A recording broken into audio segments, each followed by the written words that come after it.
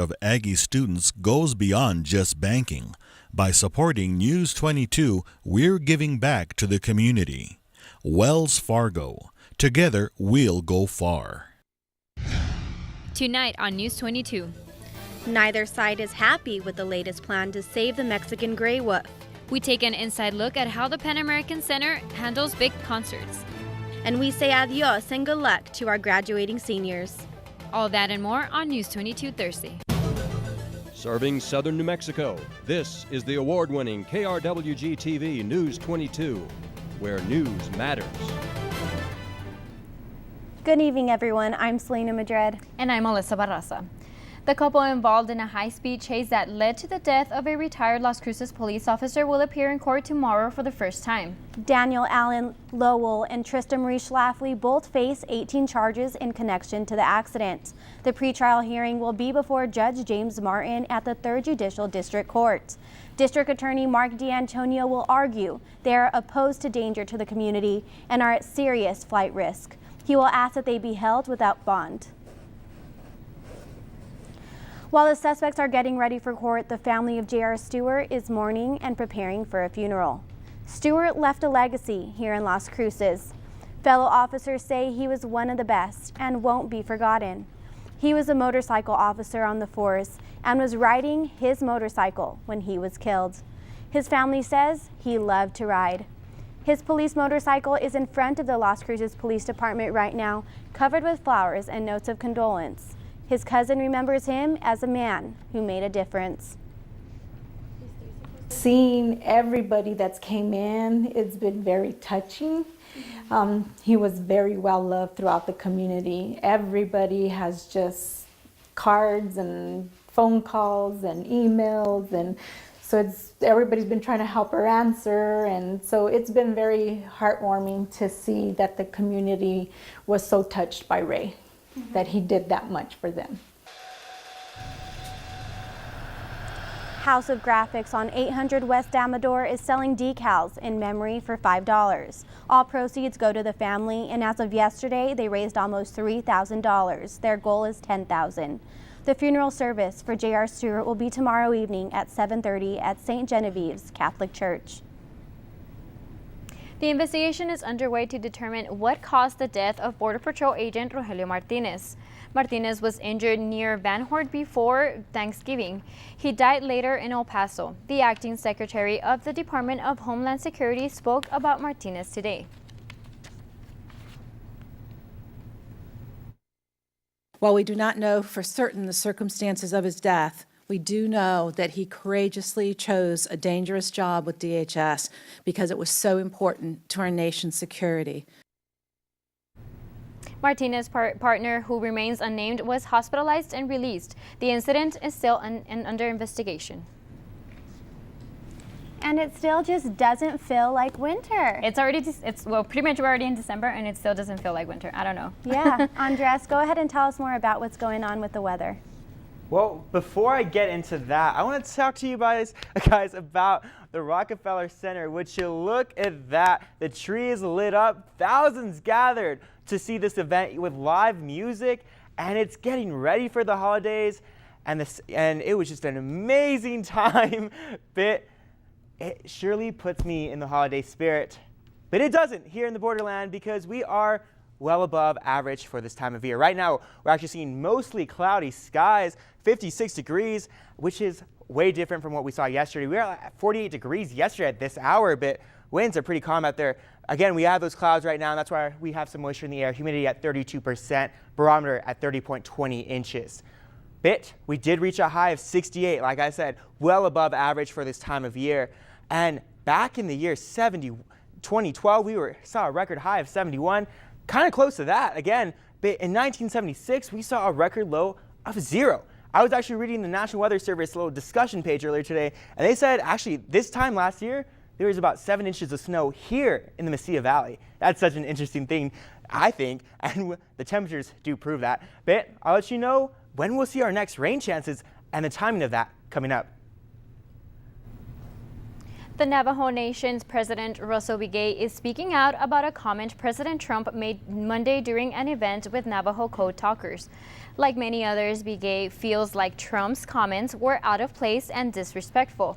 President Trump referred to Democratic Senator Elizabeth Warren as Pocahontas in a joke during the event, a name he uses to mock the senator. To use one of those that they fight for, which is Native American, and to use it in a derogatory way, it was uncalled for, and that's one of those things that shouldn't have been brought up. It should be left outside on campaign trail or wherever. And that was just one of those things that should be between the president and the senator, and not in the midst of great warriors. President Trump says the Republican tax plan is moving along in the Senate. And senators say they will vote on it before the end of the week. Omar Jimenez reports. We're on the cusp of a great victory for the country. Republicans one step closer to getting their tax reform across the finish line. It's almost ready to take out of the oven. Yeah, we're going to get there. It's just a matter of how we get there. A major sign of progress, Senator John McCain now saying he's on board. Up until this point, he's kept his position on the bill under wraps. In a statement, he says, "I believe this legislation, though far from perfect, would enhance American competitiveness, boost the economy, and provide long overdue tax relief for middle-class families." Republicans have 52 members in the Senate and can only afford to lose 2 votes if they want to get this passed. Going down the home stretch, headed toward the finish line either late tonight or early tomorrow. It would still need to be reconciled with the notably different House version once passed. Once they do, as the majority indicated yesterday, we will move to go to conference committee as soon as possible. House Republicans passed their version of tax reform before Thanksgiving. As the legislative calendar winds down, efforts on passing a budget to keep the government open threaten to complicate the tax reform push, but Hill Republicans are planning a short-term spending bill to push that deadline further down the road, keeping the focus on taxes and what would be a signature legislative achievement for Republicans. In Washington, I'm Omar Jimenez. After decades of legal and political challenges, the U.S. wildlife managers on Wednesday finally adopted a plan to guide the recovery of Mexican gray wolves. The plan sets a goal of having an average of 320 Mexican gray wolves in the wild over an 8-year period before their status is endangered species changed. The most recent annual survey shows at least 113 wolves spread between New Mexico and Arizona, and hope the numbers will increase in the next 5 years. And stay tuned, Andres will be back with your national forecast. But first, learn the secret on how NMSU brings concerts here to Las Cruces. More on that when News 22 continues.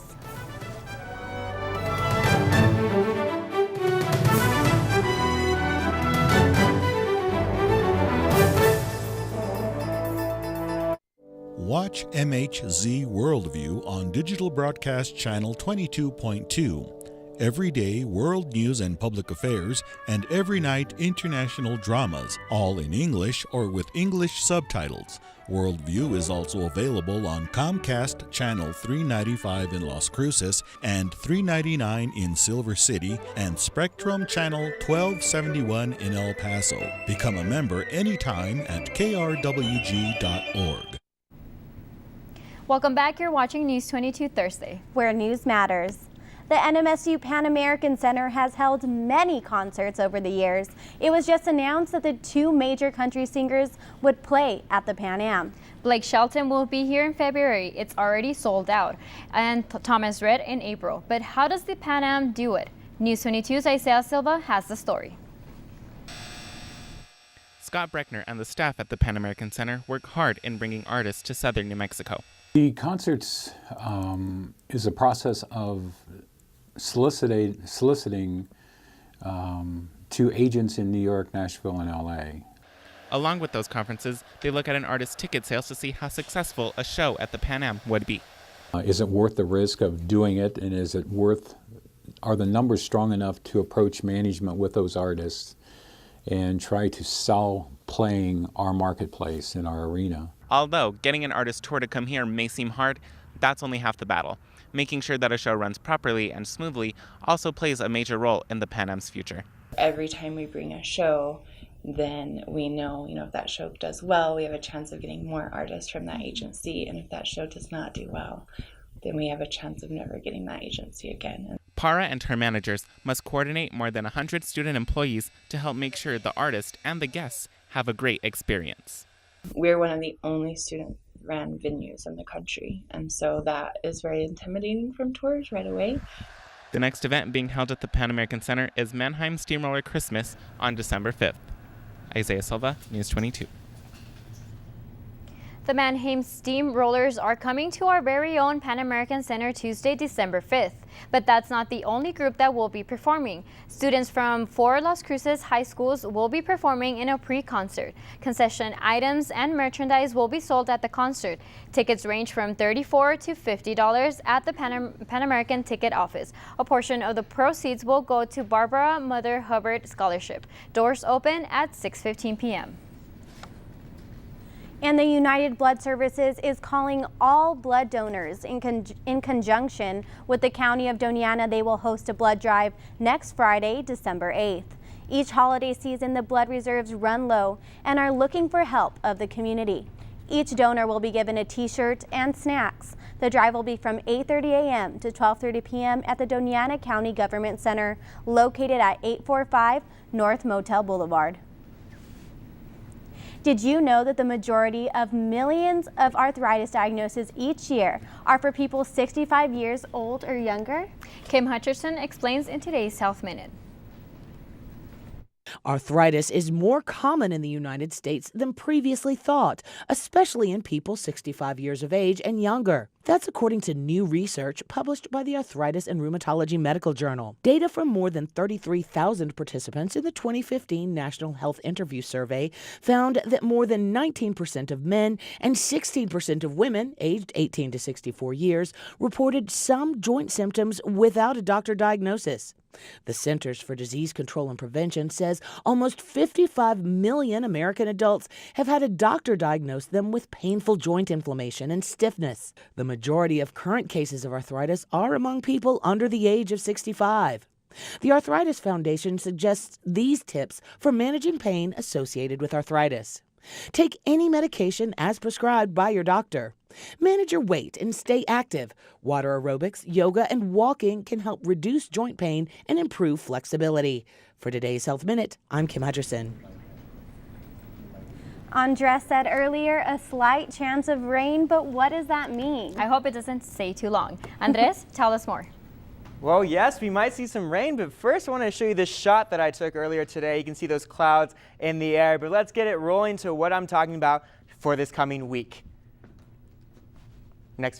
Well, like I said, we have that chance of rain, and see right here, this little green area right here in the borderland. Well, we do have that chance of rain, and the timing of it seems like it's going to happen for your afternoon on Saturday.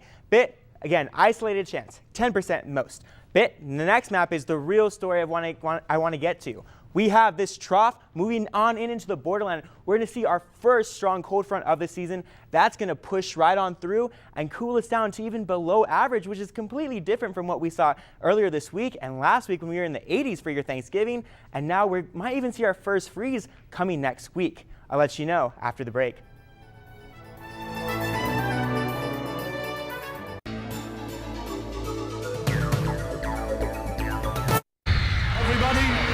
How do you do? The Beatles! Well, kids, we were all pretty scared. We had each other, and we brought that to the music. Help! I always like singing Help because I meant it. It's real. Friday at 8 p.m. on KRWG-TV. Antiques Roadshow is discovering treasures in Anaheim, California. These are the most special that I've ever seen. Really? That's just overwhelming. Excuse me? Wow. Well, I'm feeling a little lightheaded right now. Is that right? Don't faint on me. Don't miss a moment from Anaheim next time on Antiques Roadshow. Monday at 8 p.m. on KRWG-TV. Good evening. Thanks for tuning back in, folks. Right now, temperatures all around New Mexico are pretty mild out there. 52 in Albuquerque, 52 in Socorro, 58 in Deming, and 55 here in Las Cruces. For tomorrow, our expected highs, again, we're going to stay above average around the state. 68 in Clovis, near 70 degrees for Las Cruces and Deming.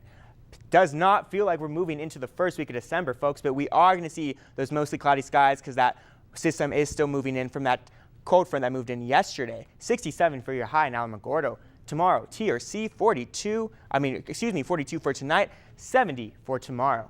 Silver City, we're going to see those mostly cloudy skies for tonight, 43, with those partly sunny skies tomorrow with a high of 64. And here in the City of the Crosses, we're going to keep those clouds in sight, 43, 69 for your expected high. I'll let you know when we might see our first freeze in your 5-day forecast coming up. Football season is over for Las Cruces high schools, but there are some decisions to make before they take the field again. As Mike Vigil tells us, a major decision deals with not just money, but tradition. It's a big community event, and there's nothing like it. It's a tradition that spans 5 decades. Las Cruces High versus Mayfield at Aggie Memorial Stadium. But with declining attendance and 2 more schools in the picture, Las Cruces Public Schools is deciding if the experience is worth the cost. And then this year was the first year that, now with 4 high schools, the district wanted to look at starting a rivalry between Centennial and Oñate. So they also booked the Knights and the Hawks at Aggie Memorial Stadium. That game, the day before Las Cruces and Mayfield. The projected cost for both games was roughly, and then we don't really know till the actual billing comes in, but it was probably between 70 and 75. LCPS Athletic Director Ernest Viramontes says the district made back roughly $60,000, but that's a loss of $10,000 to $15,000 for the district. And I see exactly what it costs and everything. Then it's our job, my job, to look at it and say, along with the superintendent and the board, and say, look, we want to stay there because it's a neat experience. But on the financial side of it, you got to look on that side of it. He says one factor they must consider is security and safety. The biggest expense for us is the police. But Viramontes admits there will be other factors in his decision. I know the financial part is huge. It's always when you look at the business side of it is the financial. But for me, I've always been about what we do best for kids. Viramontes says a decision will come after he knows the final cost of the 2 games. Then he will have to decide whether the experience is worth the money. Mike Vigil, News 22. Well, the Aggies have a very important game this weekend. Yeah, and if the Aggies win this weekend, I will definitely go to a bowl game if they go to win. And Nolan Fox is next, and he has more on that topic.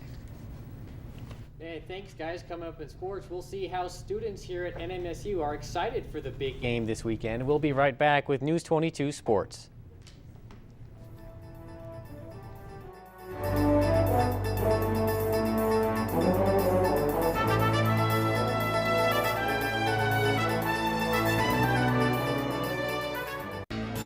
Coming to Independent Lens. I love you, and they want you to stay a while. No! Oh, this is hard.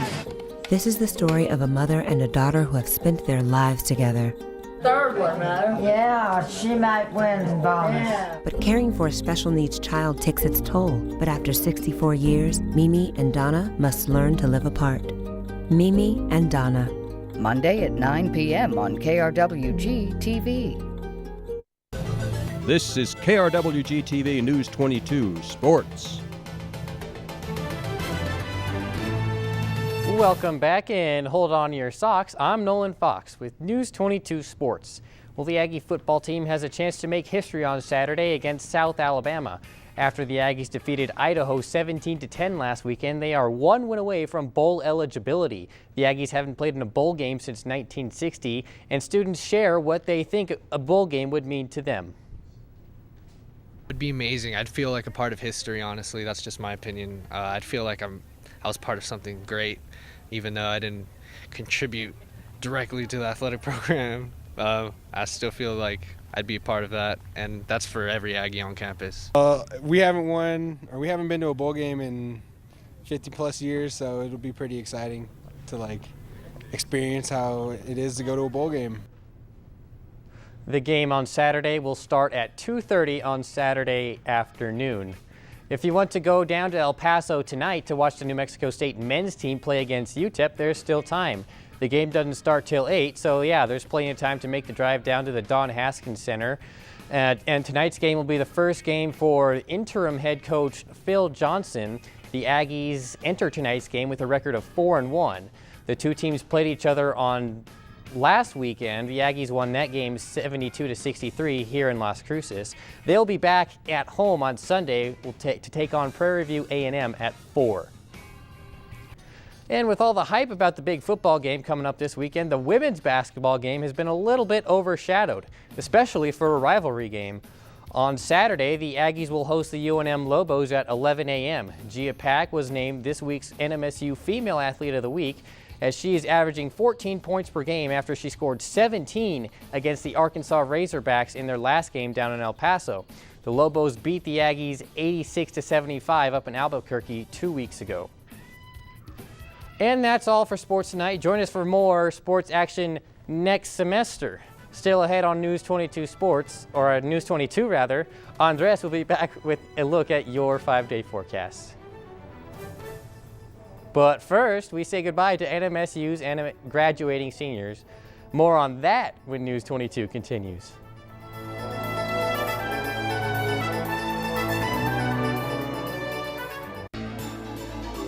Antiques Roadshow is uncovering the treasures of the Golden State, California. My mom probably watches Antique Roadshow up in heaven. Hey, Mama, you did good. She's more precious now than she was yesterday. There's a lot to see from Anaheim next time on Antiques Roadshow. Monday at 7 p.m. on KRWG-TV.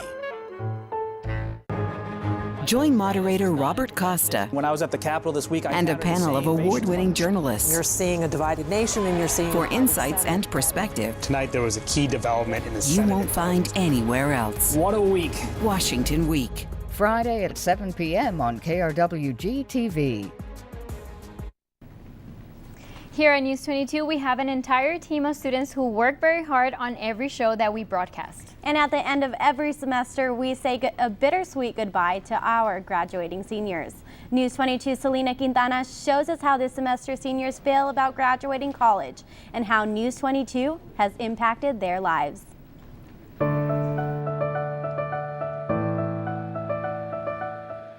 I first heard about News 22 my freshman year here. I had Nick in class and he would tell us. He told me come in and just check it out and stuff, so I stopped by and checked it out. And I thought that all I had to do was sit in front of the desk and read.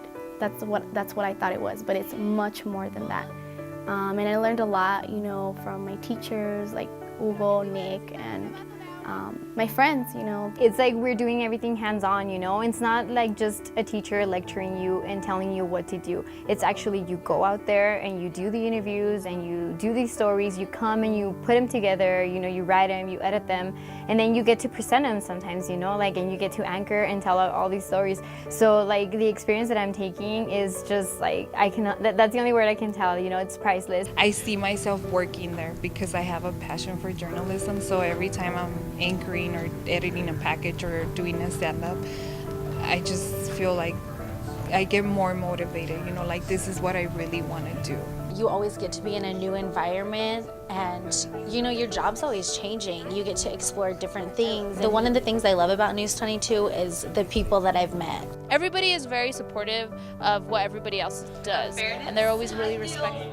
We're a family here at News 22 because Nick sends out messages like who can go get this and that, and then some. We're always together. We always have each other's backs, and we don't criticize each other. We give each other advice, and that's what I think is very important. Like sometimes news people compete. They try to be better than each other, but here I feel like everybody wants everybody to be better.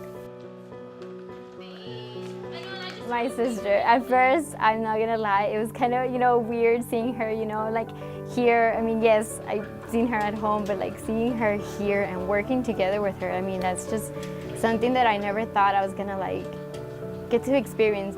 We're so far apart, in years, that I never thought that I was gonna get to experience that with her. So just working with her, it's special. I think the biggest thing I'm gonna miss is having a group of people that you work with so well. And obviously when I end up going and finding a job, like I'm gonna have to find that, but I feel like I'm just gonna miss the environment and the atmosphere. News 22, Noticias 22 have become my family, you know. Like I said, I see them every day, like even if it's in the halls or here, you know, in the studio when we go shoot stories, we text each other all the time. After, sometimes we still hang out, and it's just become my family, you know. We're a team, like we're a family, we're a team.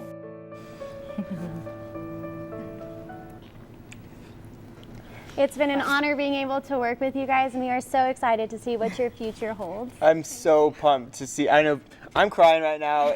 I've learned so much from all of you girls here, and you guys are gonna do great out there. Like, I don't know why I'm crying, but like, you're gonna do awesome.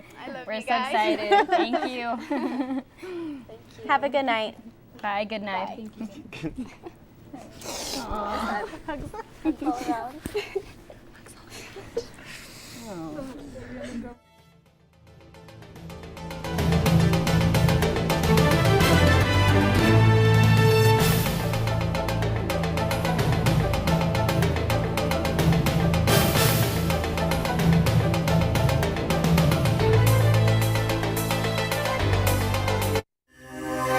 This news brief en español is brought to you by Noticias 22, Spanish language news for southern New Mexico and West Texas. Noticias 22. Hola, ¿qué tal? Les saluda Cristal Corrales en esta edición de Noticias 22. La pareja involucrada en la persecución de alta velocidad que dejó a un policía jubilado de Las Cruces muerto se enfrenta ante el juzgado por primera vez mañana. El hombre de Pueblo Colorado Daniel Allen Lowell y Trista Marie Shalofley enfrentan 18 cargos en conexión al accidente que resultó con la muerte del motociclista J.R. Stewart. La audiencia preliminar comenzará a las 8 de la mañana aquí en Las Cruces ante el juez James Martin. El abogado del distrito Mark D'Antonio declarará que los acusados presentan un peligro para la comunidad. Lowell y Shalofley se encuentran detenidos sin fianza hasta que el juicio se haya completado. Y una mujer en Las Cruces se encuentra tras las rejas con cargos de abuso infantil por haber fumado metanfetaminas en la presencia de su hija. Marissa Diane García, de 22 años, enfrenta cargos de un delito grave de tercer grado después de que su niña dio positivo por la droga. La policía de Las Cruces inició la investigación en octubre cuando García iba de pasajera en un auto que chocó en la intersección de Las Cruces y Manzanita. Policías descubrieron que el auto tenía placas falsas. También encontraron jeringas y parafernalia de drogas dentro del auto. García violó su libertad condicional por haber estado en posesión de sustancias ilegales. Investigadores también revelaron que García había dejado a su niña en la custodia de una mujer convicta. Esto es todo por hoy. Gracias por acompañarnos. Yo soy Cristal Corrales. Wells Fargo. Our support of Aggie students goes beyond just banking. By supporting News 22, we're giving back to the community. Wells Fargo. Together, we'll go far.